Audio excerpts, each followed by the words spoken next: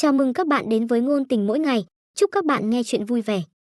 Bạn học Mặc Du, trận đấu bóng chuyền này, cậu muốn cùng tổ đội với ai? Bạn học Mặc Du, có người gọi tôi.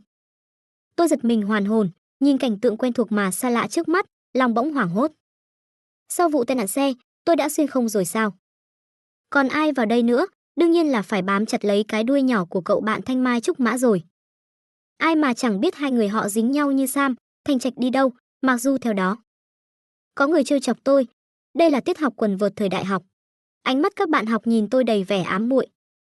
Nhưng nào ai hay, khi nghe thấy hai chữ Thành Trạch, tôi đã rùng mình một cái.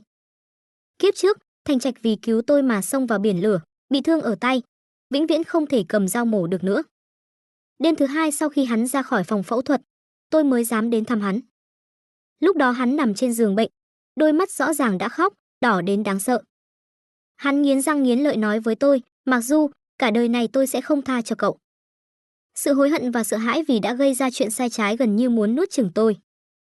Gương mặt đầy hận ý của Thành Trạch cũng luôn ám ảnh trong tâm trí tôi, trở thành cơn ác mộng. Giờ phút này hắn đang đứng bên cạnh thầy giáo chọn vợt. Nghe thấy tiếng ồn ào chỉ nhàn nhạt liếc nhìn tôi một cái, rồi lại cam chịu bắt đầu chọn cây thứ hai. Ánh đèn trong sân quần vợt chiếu lên làn da vốn trắng lạnh của hắn, trắng đến chói mắt. Từ xuất chúng có lẽ chính là để hình dung người như hắn. Từ nhỏ đã có vẻ ngoài hơn người, thành tích học tập xuất sắc, năng khiếu thể thao cũng tốt. Lớn lên thực hiện được lý tưởng của mình, trở thành bác sĩ. Tuổi còn trẻ đã là chủ nhiệm khoa của bệnh viện tuyến đầu thủ đô, lại có gia thế y học vững chắc, lẽ ra con đường sự nghiệp phải rộng mở thênh thang. Nếu không có tôi, sau khi thầy giáo mất kiên nhẫn gọi tôi chọn bạn chơi cùng đến lần thứ 3, tôi gần như hoảng loạn chỉ bừa một người, cậu ấy. Xung quanh im lặng như tờ, động tác cúi người chọn vợt của Thành Trạch cũng khựng lại rõ rệt. Ngay cả thầy giáo cũng ngạc nhiên nhớn mày. Cậu bạn bị tôi chỉ đến nhìn ra phía sau lưng, phát hiện phía sau không có ai, đồng tử giãn ra. Cậu ta chỉ tay vào chính mình, ngơ ngác, tôi. Cả lớp thấy vậy đều cười ồ lên, ai mà chẳng biết kỹ thuật của tôi tệ đến mức nào. Mỗi lần cùng đội với Thành Trạch, một cao thủ thể thao như hắn cũng bị tôi kéo thua. Thầy giáo trêu chọc hỏi Thành Trạch, em không có ý kiến gì chứ? Giống như đang hỏi người nhà. Thành Trạch bước tới, khi đi ngang qua tôi, ánh mắt lạnh nhạt, tùy cậu ấy. Tôi chỉ mong cậu ấy đừng có làm vướng chân tôi. Cổ họng tôi nghẹn lại, hồi lâu mới kìm nén được nỗi khó chịu. Thành Trạch từ nhỏ đã chẳng ưa gì tôi, hắn bảo tôi chỉ mang đến vận rủi cho hắn. Thật ra hắn nói chẳng sai, cả thế giới này có lẽ chẳng ai thích tôi. Tôi sinh ra đã là một ngôi sao tai ương với bát tự cực hung. Năm 8 tuổi, cha mẹ tôi qua đời vì tai nạn máy bay. Bà nội đau khổ tột cùng, nói tôi khắc chết họ, từ chối nhận nuôi tôi. Bà ngoại sau khi nuôi tôi 5 năm cũng ra đi vì nhồi máu cơ tim. Các cô dì chú bác thèm khát khối tài sản kết xù cha mẹ tôi để lại kiêng kỵ bát tự của tôi. Chỉ có gia đình người hàng xóm nhìn tôi lớn lên thấy tôi đáng thương mà nhận nuôi. Họ nghiến răng nói, thầy bói nói bát tự của thằng bé Trạch cực cứng, con cứ coi như thử cho nó vậy. Từ đó, tôi trở thành gánh nặng của nhà họ Thành. Đương nhiên cũng bám lấy Thành Trạch, người mà họ gọi là có bát tự cực cứng kia. Cho đến khi hắn 9 tuổi, vì giúp tôi cứu con mèo trên cây mà bị ngã gãy chân. 12 tuổi vì truyền đáp án cho tôi mà bị phạt cùng tôi đứng trước toàn trường kiểm điểm. 15 tuổi, Thành Trạch đồng ý với sự vô lý của tôi, cùng tôi đốt pháo hoa trong sân, tôi sơ ý làm tia lửa rơi vào quần áo hắn, chẳng mấy chốc đã bùng cháy. Hai đứa tôi luống cuống dập lửa, nhưng ở cánh tay hắn, vĩnh viễn để lại một vết sẹo xấu xí. Cuối cùng hắn không nhịn được nữa, giận dữ quát tôi, Mặc Du, cậu có thể tránh xa tôi ra một chút được không? Từ nhỏ đến lớn cậu chỉ mang đến vận rủi cho tôi. Lúc đó, khát vọng có bạn bè của tôi lớn hơn lòng tự trọng rất nhiều. Vẫn lẽo đẽo theo sau hắn như một cái đuôi không thể rũ bỏ. Nhưng nếu là tiền đồ của Thành Trạch, thậm chí là mạng sống của hắn thì sao? Tôi không nên ích kỷ. Thành Trạch, cậu yên tâm. Lần này, tôi nhất định sẽ tránh xa cậu ra, tuyệt đối không làm vướng bận cậu nữa. Không còn vướng bận tôi, Thành Trạch và đồng đội mới của hắn quả nhiên phối hợp ăn ý. Ánh mắt hắn kiên định, sắc mặt trầm xuống đáng sợ, càng đánh càng mạnh. Tỷ số đã nghiêng hẳn, thắng thua không còn gì nghi ngờ. Nhưng tôi lại bị trẹo chân khi đỡ quả bóng cuối cùng. Một tiếng còi vang lên dừng lại. Thầy giáo thể dục lớn tiếng nói, ai đó, cõng Mặc Du đến phòng y tế đi. Qua lưới bóng, tôi từ xa thấy Thành Trạch lập tức ném vợt, đang định chạy về phía tôi. Thành Trạch là một người tốt, chỉ là vẻ ngoài lạnh lùng nhưng bên trong ấm áp. Hắn tuy ghét tôi nhưng vẫn nhớ lời hứa với cha mẹ, sẽ coi tôi như em gái ruột mà bảo vệ và chăm sóc. Nhưng tôi không thể hại hắn nữa. Tôi cố nhịn đau, nhe răng cười với đồng đội của mình, cậu ơi, đưa tôi đến phòng y tế với. Tôi xin cậu đấy. Tôi đưa tay kéo ống quần thể thao của cậu ta, rồi nhe răng nanh ra nhỏ giọng đe dọa, không thì tôi lột quần cậu ra đấy. Chàng trai vừa nãy còn đang do dự lập tức bế xốc tôi lên, lao thẳng về phía phòng y tế. Tôi đau đến mức gần như ngất đi, đầu nghiêng một cái, vừa hay trước khi nhắm mắt lại nhìn thấy hướng của Thành Trạch. Hắn đứng đó, mặt căng thẳng, không bước thêm một bước nào. Thành Trạch, thấy chưa, lần này cũng không làm phiền cậu. Từ phòng y tế, tôi lại được chuyển đến bệnh viện tỉnh gần trường. Vẫn là cậu bạn tốt bụng kia đi cùng tôi. Tôi cảm kích hỏi, cậu ơi, cậu tên gì vậy? Cậu ta lộ ra vẻ mặt như trời sập, cậu chọn tôi làm đồng đội, lại còn bảo tôi đưa cậu đến bệnh viện, người không biết còn tưởng cậu thầm thích tôi đấy. Kết quả cậu đến tên tôi cũng không biết. Tôi ngại ngùng gãi đầu. Cậu ta bực bội nói, Tất Dương, có thể làm phiền cậu thêm một chuyện nữa không? Giúp tôi mang cơm mấy ngày được không? Cậu ta nhảy dựng lên, tôi cảnh cáo cậu đừng có được đằng chân lân đằng đầu, có trả công. Cậu ta lắc đầu, tôi không thèm. Tôi giơ hai ngón tay, 200 tệ một ngày, tiền cơm tính riêng. Lão nô xin tuân lệnh, đại tiểu thư cứ yên tâm dưỡng bệnh, mọi việc có tôi lo. Nhờ có Tất Dương, tôi đã được ăn trước khi Thành Trạch mang cơm đến. Hắn xách hộp cơm đứng ở cửa, nhìn tôi ăn đến chảy cả khóe miệng, mày nhíu chặt. Giọng hắn cứng nhắc, bác sĩ không nói với cậu là trong thời gian dưỡng bệnh không được ăn đồ dầu mỡ sao? Mắt Tất Dương sáng lên, bật người đứng dậy, tôi lập tức đi chuẩn bị chút đồ thanh đạm cho bạn học Mặc Du. Quá có tinh thần trách nhiệm, tôi nhìn theo bóng lưng Tất Dương rời đi với ánh mắt tán thưởng. Nhưng nào hay ánh mắt đó trong mắt Thành Trạch đã đổi vị. Bàn tay hắn nắm chặt hộp cơm hơn. Hôm nay cậu sao vậy? Tôi nghi hoặc quay đầu nhìn hắn, sao là sao? Yết hầu hắn khẽ động, hồi lâu mới khó khăn thốt ra một câu, tiết quần vợt trước đây của cậu, không phải luôn luôn cùng đội với tôi sao? Tôi cúi đầu vùi mặt vào bát cơm, nói lầm bầm, không phải cậu luôn chê tôi đánh dở sao? Tôi không, vừa hay tôi cũng muốn kết bạn mới. Bạn mới? Hắn khẽ nheo mắt, từng chữ lặp lại. Đúng vậy, không phải cậu từ nhỏ đã bảo tôi đừng chỉ đi theo một mình cậu, phải kết bạn với nhiều người khác sao? Còn nữa, sau này cậu không cần mang cơm cho tôi nữa đâu, Tất Dương sẽ mang cho tôi. Hồi lâu, hắn khẽ hừ một tiếng lạnh lùng, trước đây sao không thấy cậu nghe lời như vậy? Cũng tốt, tôi được rảnh rang, mấy ngày tới sẽ có những ngày yên ổn không ai làm phiền. Hắn không chút do dự quay người rời đi. Tôi cố nén nước mắt trực trào ra, tự nhủ tốt lắm, Mặc Du. Tôi đã bước được bước thứ hai rồi, tôi đã có thể từ chối sự chăm sóc của Thành Trạch rồi. Khi Tất Dương quay lại, canh trong bát mang về đã bị sánh ra gần một nửa. Cậu ta lải nhải phàn nàn, cái thằng Thành Trạch đó có bệnh hay sao ấy? Đường rộng thênh thang, hắn đâm vào tôi làm gì? Cậu quen hắn à? Hồi bé hắn có bị thiểu năng não bộ không mà đi đứng hay lảo đảo vậy? Ấy, không phải, đại tiểu thư, sao cậu lại khóc thế này? Do cơm mặn quá. Khi tôi chống nặng đến lớp học, tôi thấy thầy giáo vốn không thích tôi, trong mắt lộ rõ vẻ mừng rỡ. Chắc là cảm thấy tôi tàn nhưng không phế.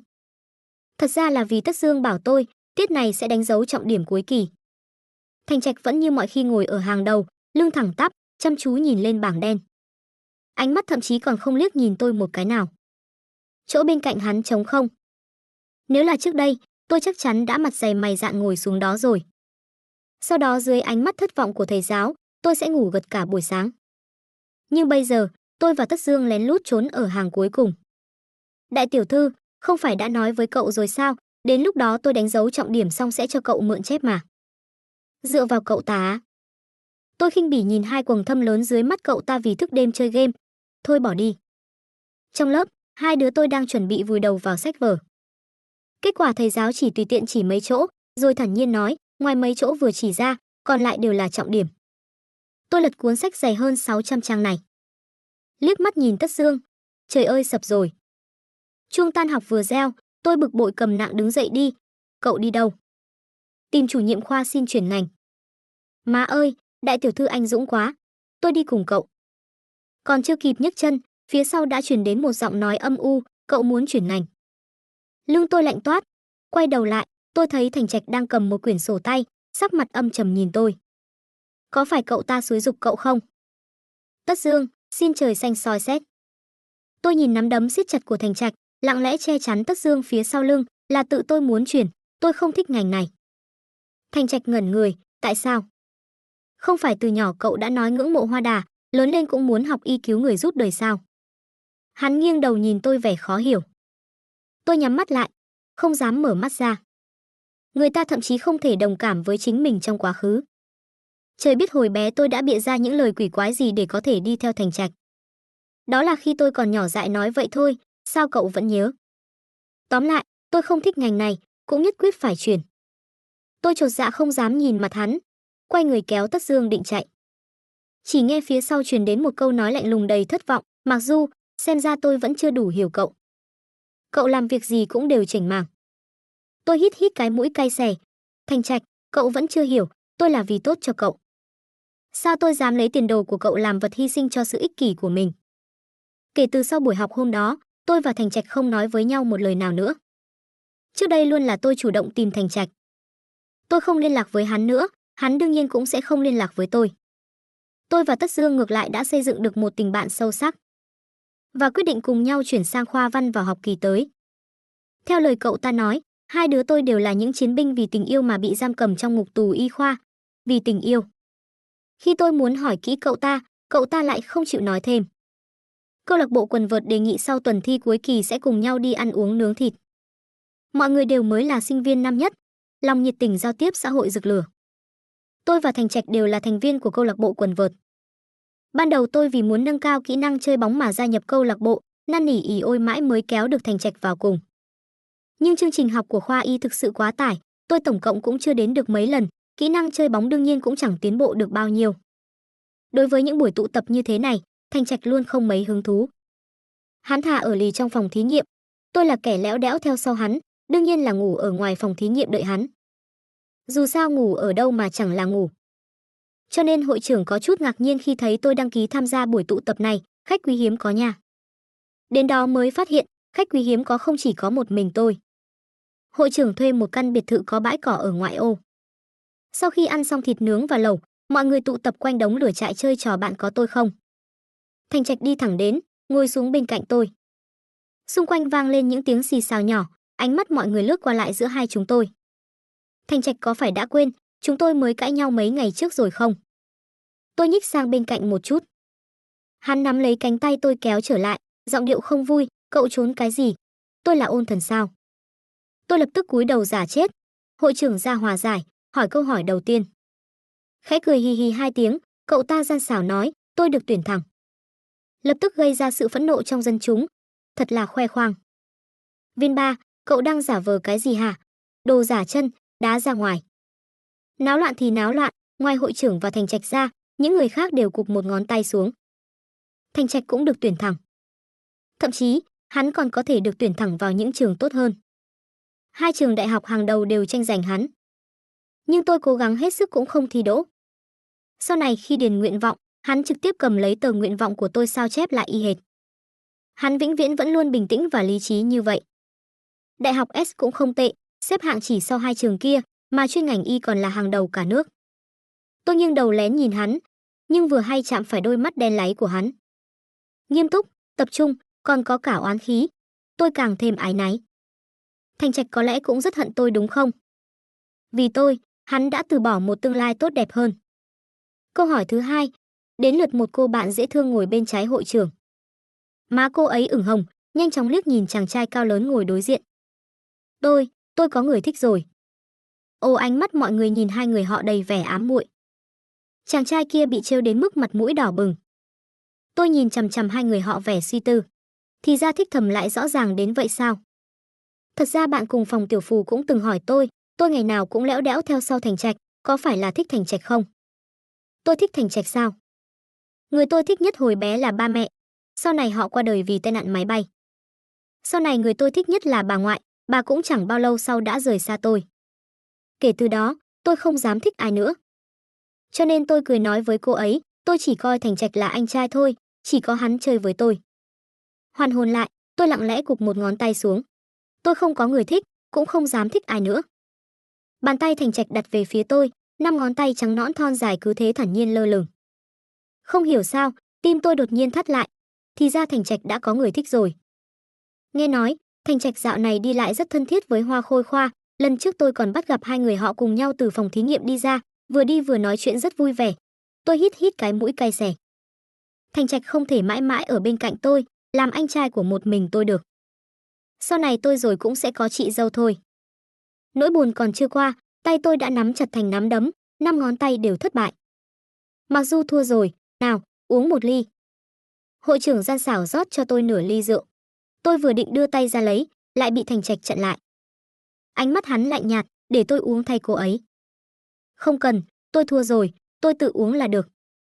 Cậu là con gái, say rồi làm sao về ký túc xá. Tôi xa cách nói, tôi nhắn tin cho Tất Dương rồi, lát nữa cậu ấy lái xe đến đón tôi. Không hiểu sao, sắc mặt Thành Trạch càng đen hơn. Ánh mắt hắn nhìn tôi hận không thể băm vằm tôi thành trăm mảnh. Rồi hắn không nói một lời, cạn sạch ly rượu trong tay. Vừa mới ngầu xong, giây tiếp theo đã ngã thẳng đơ vào người tôi. Thành Trạch rốt cuộc đang thể hiện cái gì vậy? Tiểu lượng của hắn, một ly là gục mà. Thành Trạch say rượu, quả thực còn khó trị hơn cả lợn ngày Tết. Chưa ngã xuống được 2 phút, đã ầm ĩ đòi về trường. Ai đỡ hắn cũng bị ăn 2 cái tát, chỉ một mực đổ người vào tôi. Sau khi Tất Dương đến, càng bị ăn 18 chưởng giáng long. Mãi mới lôi được Thành Trạch lên xe, tôi kinh ngạc nhìn chiếc Audi A7 của Tất Dương. Cái tên này ngày nào cũng gọi tôi là đại tiểu thư, hóa ra cậu ta mới là thiếu gia thật sự. Tất Dương nhìn hắn, rồi lại nhìn tôi. Cậu ta khó xử nói, đại tiểu thư, hay là cậu ngồi ghế phụ đi. Cứ vứt hắn ra ghế sau đi, tôi sợ hắn nổi điên cắn người. Thành Trạch ôm tôi càng chặt hơn. Hết cách, tôi đành ngồi ghế sau cùng hắn. Tôi không muốn ngồi xe của cậu ta. Hắn dựa vào vai tôi than vãn. Nói nữa, cho cậu xuống xe. Tôi đe dọa hắn. Thành Trạch im bặt, còn chép miệng 2 cái. Khóe miệng tôi cong lên cười trộm. Ngày thường Thành Trạch cao lãnh nghiêm nghị, nhưng một khi đã say rượu, tính tình sẽ thay đổi hoàn toàn. Lần đầu tiên nhìn thấy dáng vẻ say xỉn của Thành Trạch là năm lớp 12, Thành Trạch vốn luôn tỏ ra nghiêm túc đứng đắn lại đứng bên cạnh sân thượng hát bài Yêu Em lạc cả giọng, kéo mãi cũng không về. Một cú sốc này khiến dòng suy nghĩ của tôi quay trở lại. Tất Dương qua gương chiếu hậu, liếc nhìn hắn một cái đầy vẻ ghét bỏ. Chắc là vẫn còn nhớ mối thù bị tát vừa nãy. Cậu ta căm hận nói, đại tiểu thư, tôi nói cậu nghe, đàn ông vũ phu thì không nên yêu đâu. Chúng ta tuyệt đối không được chết đuối trên cái cây cong queo này. Nếu cậu muốn hẹn hò, tôi giới thiệu cho cậu, kiểu gì cũng có, từ cún con 1m88 đến trai đẹp lai, tôi đều quen. Mắt tôi sáng lên, thật hay giả vậy. Vai đột nhiên truyền đến một cơn đau nhói. Tất Dương nói quả nhiên không sai, người này nổi cơn điên lên sao lại cắn người thật vậy. Cắn người xong, còn tự mình vẻ mặt tủi thân, tôi cũng 1m88 mà. Nói xong, hắn hoàn toàn hôn mê bất tỉnh. Ngày hôm sau tỉnh dậy, tôi thấy tin nhắn Thành Trạch gửi đến, khi nào mua vé máy bay về. Tôi tức đến bật cười. Người này say khướt tỉnh dậy, cũng chẳng nhớ mình đã cắn người, tôi thì nhớ dai lắm. Cậu tự về đi, tôi và Tất Dương hẹn nhau đi du lịch rồi. Bên kia dòng chữ đang nhập nhấp nháy liên tục.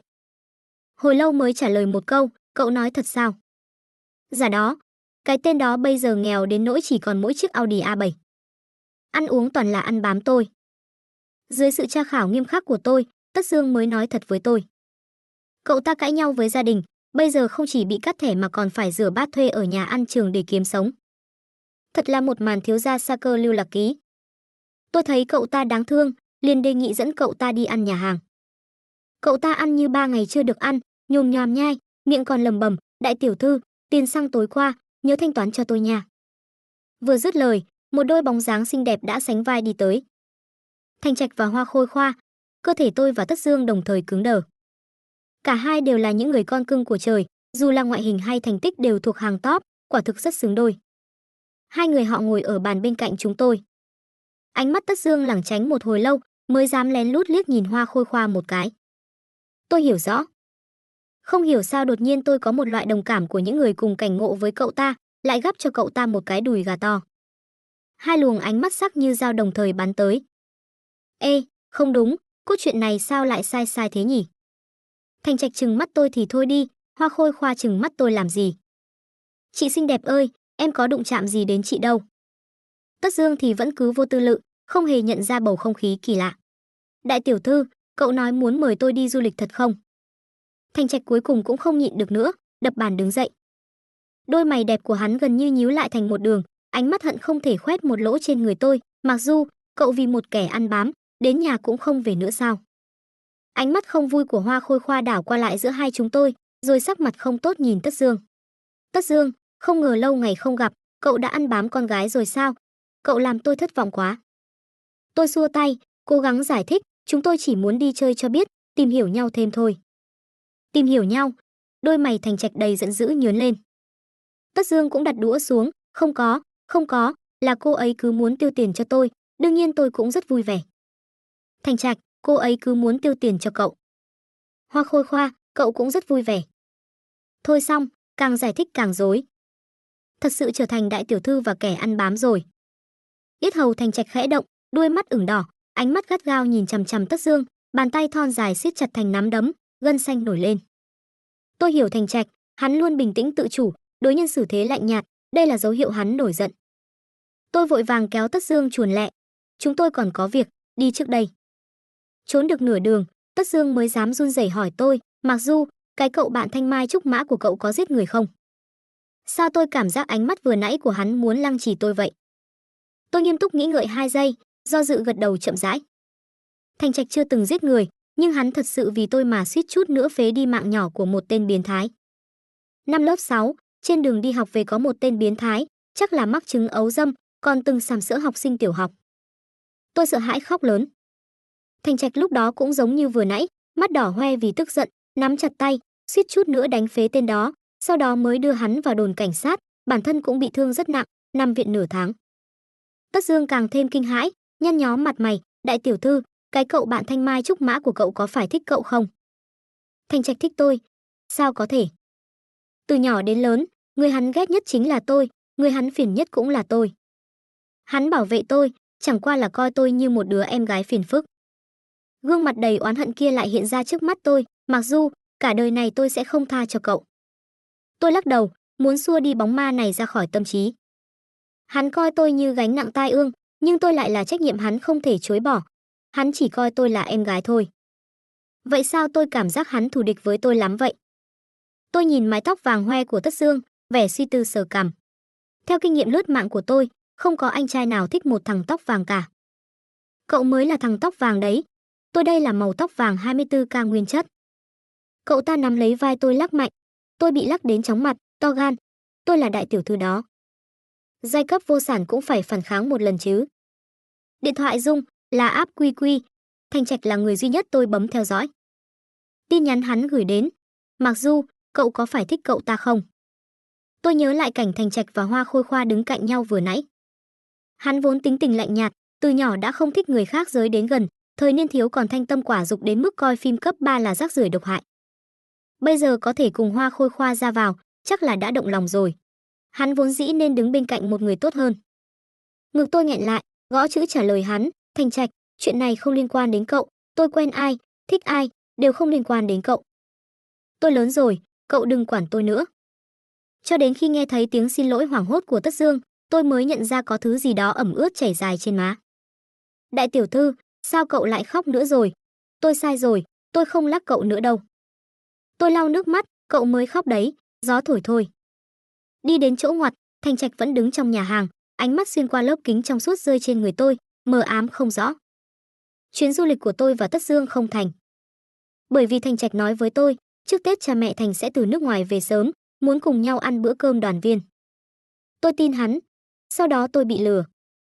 Tôi nhìn căn biệt thự trống trải, chỉ có một mình Thành Trạch ngồi trên sofa, chân bắt chéo, hai tay đan vào nhau đặt trên đầu gối, dáng vẻ định thẩm vấn.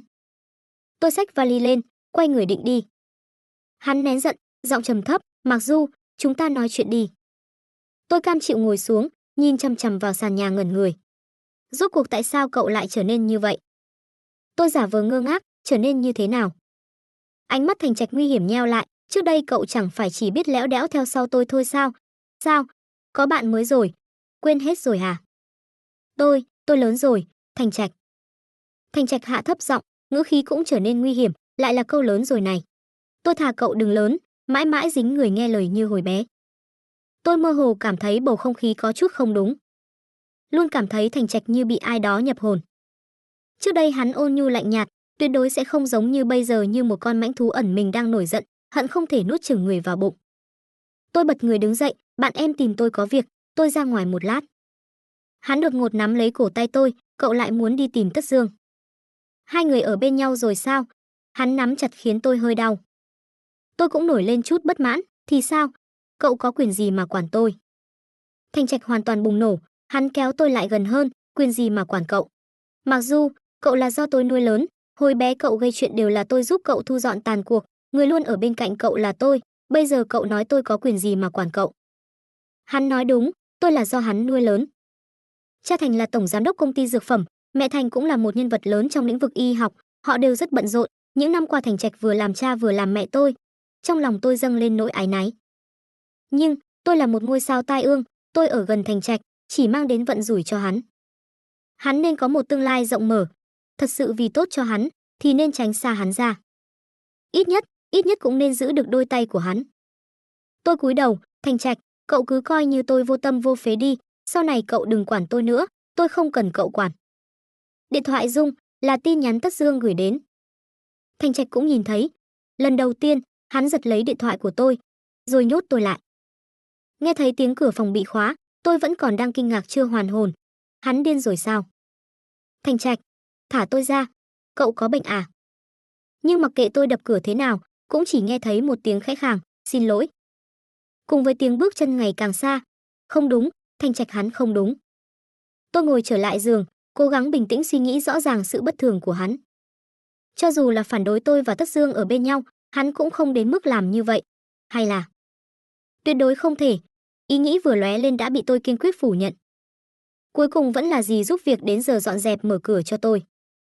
Tôi chạy xuống lầu, vừa định đi tìm Thành Trạch đối chất, lại chỉ thấy phòng khách la liệt chai rượu. Đây là, uống bao nhiêu vậy? Trong lòng nguôi giận được hơn phân nửa, chỉ còn lại vài phần lo lắng. Tôi gõ cửa phòng ngủ của Thành Trạch, chuẩn bị lấy lại điện thoại. Nhưng gõ mấy tiếng cũng không thấy bên trong có phản ứng gì. Tôi áp tai vào cửa, cũng không nghe thấy bất kỳ tiếng động nào. Theo lý mà nói, Thành Trạch sau khi say rượu thường khá ồn ào, điểm này tôi nhớ rất rõ. Chẳng lẽ, ngộ độc rượu rồi? Bóng ma kiếp trước lại bao trùm lấy tôi, tim như muốn nhảy ra ngoài. Chẳng lẽ tôi vẫn hại hắn? Tôi điên cuồng vặn tay nắm cửa. Vừa mở cửa phòng, một tiếng rên rỉ cực kỳ nhỏ nhẹ và dính nhớp đã hoàn toàn cắt đứt dây thần kinh lý trí của tôi. Thành Trạch ngồi trên sàn nhà, nhìn về phía cuối giường. Trước mặt là một màn hình chiếu lớn, hồi bé tôi thường đến phòng hắn dùng nó xem phim, nhưng bây giờ trên màn chiếu chỉ treo một tấm ảnh của tôi. Phòng không bật đèn, trong bóng tối mờ ảo, chỉ có ánh sáng trắng yếu ớt chiếu lên khuôn mặt mê loạn của người đàn ông. Khóe mắt Thành Trạch ửng đỏ, trong mắt ngấn nước, môi hơi hé mở, vẫn còn đứt quãng rên rỉ. Ánh mắt nhìn xuống dưới. Chân tôi mềm nhũn, tim cũng ngừng đập một nhịp, vô thức lùi lại một bước, đụng vào cánh cửa phía sau. Thành Trạch nhìn sang, dường như trách tôi làm phiền thú vui của hắn, khẽ nhíu mày. Làm phiền rồi, cậu cứ tiếp tục, tôi đi trước đây. Vừa hoảng loạn quay người, đã nghe thấy phía sau truyền đến một tiếng mặc dù dính nhớp. Rồi một tiếng thở dốc nặng nề, đầu óc tôi hoàn toàn trống rỗng. Sáng hôm sau, Thành Trạch gõ cửa phòng tôi, gọi tôi xuống ăn sáng. Vẻ mặt hắn tự nhiên, xem ra đã quên hết chuyện sau khi say rượu. Ngược lại là tôi, khi ở trên bàn ăn, vẻ mặt đã không tự nhiên đến mức hắn nhíu mày hỏi ngược lại tôi, hôm nay cậu sao vậy? Ăn chút đồ mà nghẹn tận 3 lần. Nói xong, lại ân cần đưa cho tôi một cốc sữa. Tôi sặc 2 tiếng, vội vàng uống một ngụm. Ánh mắt Thành Trạch nhìn tôi càng lúc càng tối sầm lại, rồi hắn đưa tay ra, ngón trỏ khẽ nâng cằm tôi lên, ngón cái chậm rãi vuốt ve khóe môi tôi, ánh mắt rơi trên môi tôi, mang tính xâm lược cực mạnh. Tôi trừng lớn mắt, vừa định lùi lại, hắn đã kịp thời rụt tay về, rồi tự nhiên bắt đầu ăn bữa sáng. Chuyện tối qua, tôi đã tò mò đến mức cào tim xé gan cả đêm rồi. Cái miệng chết tiệt, mau hỏi đi. Nhưng lời đến bên miệng lại vòng vo mấy vòng, vẫn không hỏi ra được. Hình ảnh tối qua vừa hiện lên, mặt tôi đã bắt đầu nóng ran. Muốn hỏi gì thì hỏi đi. Hắn lên tiếng. Cậu còn nhớ không? Không có gì. Tôi muốn ra ngoài một lát, cậu trả điện thoại cho tôi trước đi. Tôi cảm thấy mình mà còn ở nhà nữa, thật sự sắp nghẹt thở đến nơi rồi. Đối với hành động tối qua của Thành Trạch, dù hắn có đưa ra lời giải thích nào, tôi tạm thời cũng không thể chấp nhận được. Cho nên tôi chọn cách không hỏi. Nhớ. Hắn uống một ngụm sữa đậu nành, tối qua tôi làm gì, tôi đều nhớ. Dù sao cũng không phải lần đầu tiên, cậu không cần phải căng thẳng như vậy. Tiểu lượng của tôi không tốt, nhưng trí nhớ thì không tệ. Hắn nói tiếp, chuyện năm lớp 12 say rượu hôn cậu, còn lần tụ tập câu lạc bộ trước, chuyện tôi ôm cậu trên xe, đều nhớ. Đầu óc tôi trống rỗng, há miệng, muốn hỏi quá nhiều thứ, lại dường như không hỏi được gì, vô thức nói một câu, Thành Trạch, cậu có phải là thích tôi không? Hắn cụp mắt xuống, vành tai bất giác ửng đỏ, khẽ gật đầu, dường như đang xấu hổ. Tôi hoàn toàn cứng đờ. Tôi viện cớ đi siêu thị mua chút đồ dùng ngày Tết, muốn bình tĩnh lại. Trong siêu thị đang phát bài chúc mừng năm mới của Lưu Đức Hoa, không khí Tết ngập tràn. Thành Trạch bám theo sau tôi không rời nửa bước, muốn vứt cũng không vứt được. Thậm chí tính tình còn thay đổi, giọng điệu nói chuyện với tôi dịu dàng như muốn chảy nước. Tôi cầu xin, anh trai ơi, anh có thể bình thường một chút được không? Thành Trạch có chút tức giận, đừng gọi tôi là anh trai. Tôi ngẩn người, Thành Trạch từ nhỏ đã không thích tôi gọi hắn là anh trai, trước đây tôi còn tưởng hắn ghét tôi, nhưng bây giờ. Tôi lấy lại điện thoại, bắt đầu điên cuồng nhắn tin cho Tất Dương. Thành Trạch hắn thích tôi, cậu nói xem hắn có phải bị điên rồi không? Tất Dương, chó ngoài đường còn nhìn ra được, chỉ có cậu là không nhìn ra thôi. Thành Trạch vẻ như đang chọn lựa đồ ở trước kệ hàng, thực tế ánh mắt thỉnh thoảng lại lướt qua màn hình điện thoại của tôi. Hắn khẽ cười một tiếng, cái tên ngốc đó còn nhìn ra được, chỉ có cậu là không nhìn ra thôi. Tôi bất mãn, cậu đừng gọi người ta là tên ngốc. Thành Trạch nhớn mày, tức đến bật cười, thầm mến Trình Tuyết lâu như vậy mà không dám tỏ tình, tức đến nỗi người ta tưởng cậu ta muốn bỏ của chạy lấy người, cái danh ngốc này, không phải tôi nói đâu. Trình Tuyết, chính là Hoa Khôi Khoa. Hóa ra lúc đó hai người họ là liên minh những người bị tổn thương trong tình yêu sao? Thành Trạch đẩy xe hàng tiếp tục đi về phía trước, để lại một mình tôi đứng ngây người tại chỗ. Phía sau có tiếng bước chân tiến lại gần. Một giọng nói đầy ngạc nhiên kéo lý trí của tôi trở lại, Mạc Du, thật là cậu. Tôi nhìn người trước mắt hồi lâu, mới nảy ra chút ấn tượng, Trần An. Trần An cười, là tôi, cậu vẫn nhớ tôi sao? Cũng phải, hồi cấp 3 tôi còn đưa thư tình cho cậu nữa mà, chữ viết xấu, cậu chắc vẫn còn chút ấn tượng. Cậu ta ngại ngùng gãi đầu, rồi lắp bắp hỏi, cậu bây giờ, có bạn trai chưa? Thư tình gì cơ? Còn chưa kịp hỏi ra miệng, Thành Trạch đã nắm lấy tay tôi, giọng điệu vừa lạnh vừa cứng, bài học tôi dạy cho cậu lúc trước vẫn chưa đủ sao? Trần An mặt mày lúng túng, cáo từ tôi. Sau khi Trần An đi, tôi nghiến răng nghiến lợi hỏi hắn, thư tình gì? Có phải cậu đã vứt hết thư tình của tôi rồi không? Tôi nói hồi cấp 3 tôi vừa xinh đẹp, học lại giỏi, sao lại không có ai tỏ tình với tôi chứ? Hóa ra kẻ cản đường ở đây. Sắc mặt Thành Trạch có chút không tự nhiên, cứng nhắc nói, chỉ là phòng ngừa cậu yêu sớm thôi. Mấy người này lớp 12 rồi còn đưa thư tình cho cậu, chẳng phải là hại cậu sao? Đặc biệt là thằng nhóc này, mỗi sáng 5 giờ đúng là nhét thư, hại tôi ngủ cũng không yên. Cho nên, năm lớp 12 có một thời gian, Thành Trạch liên tục 1 tháng đều 5 giờ đến trường, tôi còn tưởng hắn ghét tôi, không muốn đợi tôi cùng đi học, hóa ra là để vứt thư tình của tôi. Thành Trạch, cậu không thấy cậu quản tôi quá đáng sao? Sắc mặt hắn thay đổi, nắm tay tôi càng chặt hơn, như sợ tôi tức giận bỏ đi. Tôi không phải quản cậu, tôi chỉ là đang loại trừ dị nghị thôi. Mặt hắn lại đỏ lên, có tôi ở bên cạnh cậu là đủ rồi, tôi sẽ bảo vệ tốt cho cậu. Vừa nói, khóe mắt hắn cũng hơi đỏ lên, nhìn tôi kiên quyết nói, từ nhỏ đến lớn, chẳng phải tôi đã bảo vệ cậu rất tốt sao? Có một mình tôi là đủ rồi, tại sao còn muốn nhìn người khác? Hỏng rồi, bông hoa trên đỉnh núi sao lại biến thành kẻ si tình bệnh hoạn rồi? Nghĩ kỹ lại, Thành Trạch đối với tôi thật sự rất tốt, lời nặng nhất hắn từng nói với tôi, cũng chỉ là câu cậu chỉ mang đến vận rủi cho tôi khi còn trẻ dại. Nhưng chính câu nói đó, khiến tôi muốn tránh xa hắn. Lòng tôi rối như tơ vò, hất tay hắn ra, mãi đến khi thanh toán xong đi ra ngoài, vẫn còn có chút hoảng hốt. Thành Trạch chỉ im lặng đi theo sau tôi, mày mắt u buồn ảm đạm, nhưng ánh mắt lại không rời tôi một giây nào. Cho đến khi hắn thốt lên một tiếng kinh hãi, Mạc Du, cẩn thận. Rồi là tiếng phanh gấp của bánh xe, tiếng lốp xe ma sát với mặt đường chói tai. Tôi bị đẩy ra, Thành Trạch vào phòng phẫu thuật. Tôi ngồi trên ghế bên ngoài, toàn thân run rẩy không ngừng. Bởi vì tôi là một ngôi sao tai ương. Cho nên cha mẹ tôi vốn sự nghiệp đang lên như diều gặp gió, tình cảm ân ái mặn nồng lại bị tôi khắc chết. Bởi vì tôi là một ngôi sao tai ương. Cho nên bà ngoại thương yêu tôi mới đột ngột qua đời vì nhồi máu cơ tim tại nhà. Bởi vì tôi là một ngôi sao tai ương.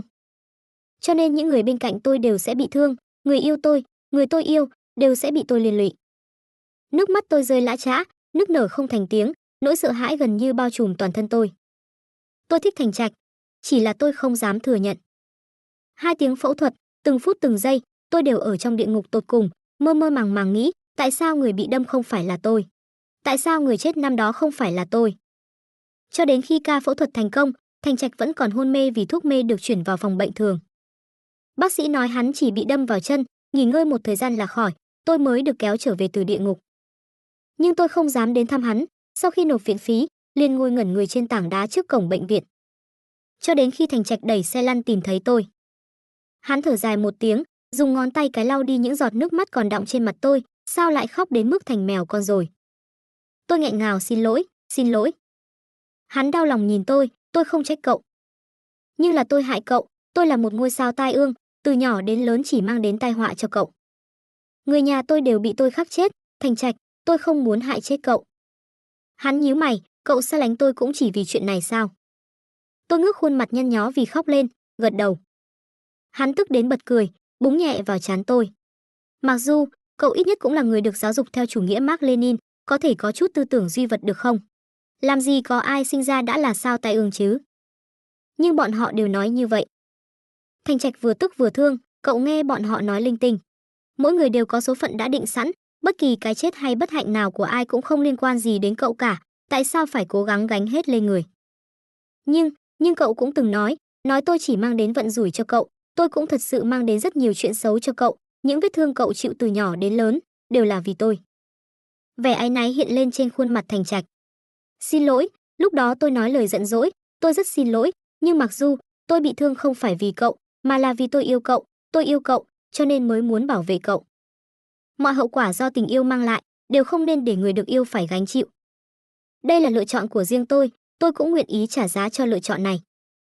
Tôi vẫn khóc nức nở, nhưng Thành Trạch, tôi luôn cảm thấy cuộc đời tôi giống như một lời nguyền, tôi không thoát ra được. Mặc dù hắn nhẹ nhàng ôm tôi vào lòng, giọng nói nhẹ nhàng đầy xót xa, cậu không phải không thoát ra được lời nguyền, cậu không thoát ra được cái chết của người thân. Cuối cùng, tôi bật khóc thành tiếng. Hắn nhẹ nhàng dỗ dành tôi từ nhỏ đã thích cậu rồi, sự bảo vệ của tôi đối với cậu không phải là trách nhiệm, mà là thích, là yêu, cho nên đừng đẩy tôi ra nữa được không? Từ nhỏ đến lớn, không phải cậu không thể rời xa tôi, mà là tôi không thể rời xa cậu. Nói xong, hắn lại ôm tôi chặt hơn một chút, có chút lo lắng, cho dù cậu đẩy tôi ra cũng không sao, cả đời này, tôi tuyệt đối sẽ không tha cho cậu. Tôi đột ngột sững người. Thành Trạch kiếp trước cũng từng nói câu này, chỉ là nó đã từng trở thành cơn ác mộng của tôi, khiến tôi không muốn nhớ lại. Nhưng có thật như tôi đã nghĩ lúc đó, hắn mang theo oán hận mà nói ra không? Vốn tưởng rằng, cái chết của tôi ở kiếp trước, đối với Thành Trạch mà nói, sẽ là giải thoát, sẽ là may mắn. Không hiểu sao, tim tôi như bị ai đó khoét rỗng, mang đến nỗi sợ hãi vô biên. Tôi ngơ ngác lên tiếng, Thành Trạch, nếu có một ngày, tôi chết. Hắn gần như muốn khảm tôi vào cơ thể hắn, không có nếu, cả đời này, tôi sẽ bảo vệ cậu, một đời bình an thuận lợi. Tôi vội vàng hỏi hắn, nếu tôi thật sự chết, cậu sẽ làm sao? Cậu phải làm sao? Hắn khẽ cười khổ, tôi không biết, mặc dù tôi không sống nổi đâu. Nếu thật sự như cậu nói, thế gian có quỷ thần, người có số mệnh, vậy thì để tôi gánh chịu tất cả bất hạnh trong cuộc đời cậu vậy. Trước mắt đột nhiên tối sầm lại, tôi ngất đi. Tỉnh lại lần nữa, tôi đang ở trên giường bệnh. Bên cạnh chỉ có Thành Trạch, thờ ơ ngồi canh bên cạnh, đôi mắt trống rỗng nhìn chằm chằm vào tay tôi xuất thần. Không biết hắn đã bao lâu không chợp mắt rồi, lòng trắng mắt đầy tơ máu, dưới cằm mọc ra râu xanh, dáng vẻ mơ màng, giống hệt như tôi lúc đó canh ở ngoài phòng phẫu thuật. Ngón tay tôi khẽ động, muốn sờ vào mặt hắn. Hắn đột ngột ngẩng đầu lên, trong đôi mắt đối diện với tôi là sự vui mừng khôn xiết và hy vọng sống sót, dường như người vừa trải qua kiếp nạn là hắn. Tiểu Du, xin lỗi. Trong mắt hắn ngấn lệ. Suýt chút nữa quên mất, tôi gặp tai nạn xe là để cứu hắn. Tôi muốn trả lại hắn một lần ân tình. Tôi cười, Thành Trạch, cậu từng nói với tôi rồi, mọi hậu quả do tình yêu mang lại đều không nên để người được yêu phải gánh chịu. Tôi cũng yêu cậu. Ngoài cửa phòng bệnh truyền đến tiếng bước chân, hai bóng dáng quen thuộc nắm tay nhau bước vào. Là Tất Dương và Trình Tuyết. Ái chà chà, đại tiểu thư của tôi ơi, lại giải cẩu lương nữa rồi. Ánh nắng từ ngoài cửa sổ chiếu vào, nơi đây có tất cả những gì tôi yêu. Tuy đã thông suốt lòng nhau, nhưng chuyện Thành Trạch vì tôi mà bị thương ở tay, hủy hoại ước mơ bấy lâu nay, vẫn là một cái gai nhọn đâm vào lòng tôi. Cho đến khi tôi nói với hắn về nỗi áy náy trong lòng. Thành Trạch tỏ vẻ, ai nói ước mơ từ nhỏ của tôi là học y. Hắn bất lực đỡ chán, từ nhỏ tôi bị ốm, đều là mẹ tiêm cho tôi luôn ghét cay ghét đắng cái nghề này. Tôi kinh ngạc, vậy tôi tại sao? Thành Trạch, không phải từ nhỏ cậu đã nói Hoa Đà là thần tượng của cậu sao? Nguyện vọng đại học tôi cũng sao chép của cậu đấy. Biết đã hiểu lầm, Tôi ngại ngùng cười cười.